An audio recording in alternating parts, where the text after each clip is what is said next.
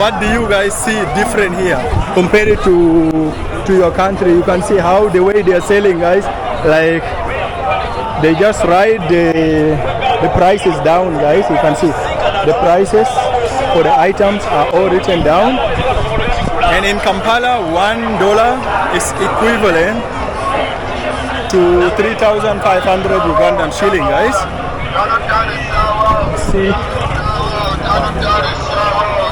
And there is something I wanted to tell you guys, like you see beside me here, like you see a lot of the major way of transport here is what they call it border, guys. Like you see a lot of these bikers around here. This is the most used way of transport as bike, and in Kampala they call it border. Why is it the most way, guys? Because here in Kampala, guys, like people, the city is so the city is having a lot of jam and traffic, as I told you. So people use the bikes to beat the traffic. And there is other mini bus you see there. This is like for the long distance.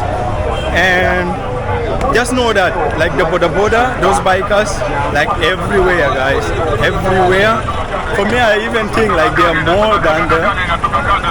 more than the car, guys. Like everywhere you go, you will just see the bikers.